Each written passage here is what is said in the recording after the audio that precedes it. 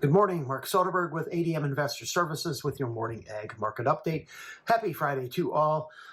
Quiet, mostly lower trade across the ag space this morning. Right now, beans are off about a penny. Corn is off 1 to 2. Mixed in the wheat. However, prices remain within a penny or two of unchanged. Down about $1 on the meal, while bean oil prices have recovered.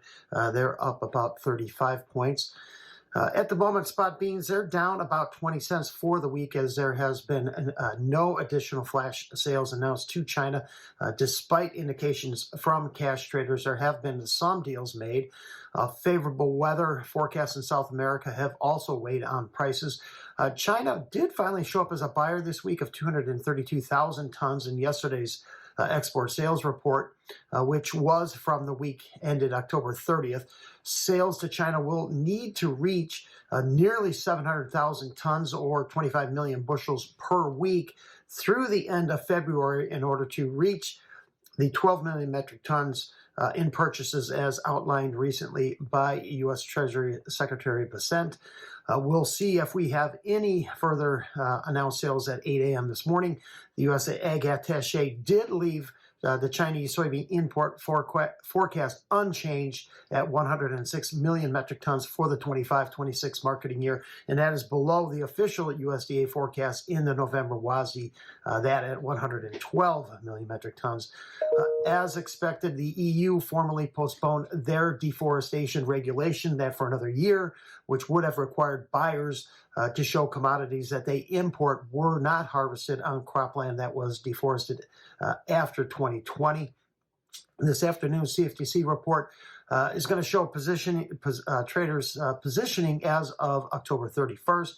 Following some modest buying yesterday across the ag space, we're showing that right now money managers are long roughly 108,000 contracts of soybeans, 20,000 contracts of soybean oil, while short 122,000 corn, 83,000 wheat, and around 70,000 contracts of meal.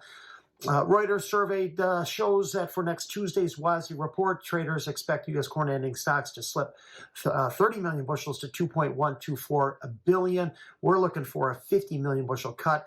Bean stocks expected to jump just over 10 million bushels.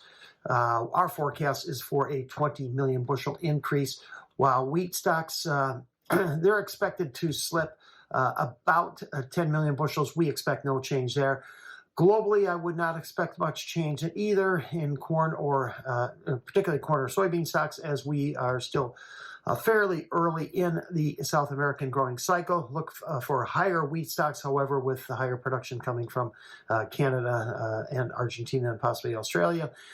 Inside trade for March corn overnight as we hold basically in a 435 to 455 range. My estimate for a 50 million bushel cut in stocks is based on 100 million bushels increase in exports, partially offset by a 50 million bushel drop in feed usage. For now, no changes in South America. The Buenos Aires Grain Exchange reports corn plantings have reached 44%. Conditions are off to a favorable start. Inside trade for Jan beans overnight. Next support 11.13 and a quarter. The rebound in January bean oil so far has stalled pretty much right at the 100-day moving average. January meal that has slipped to a fresh 5-week low. Wheat continues to grind sideways. Both Chicago and Kansas City are bumping up against technical resistance at their 50 and 100-day moving averages. The upside likely limited with the growth in global stocks. However, as the war in Ukraine continues to rage on, we are going to be sensitive to anything that could disrupt the flow of commodities. The UN does say global food prices have fallen for a third consecutive month, down 1.2% from October and now 20% below the peak in March of 22, shortly after the war began. Thanks for listening. Have a great weekend.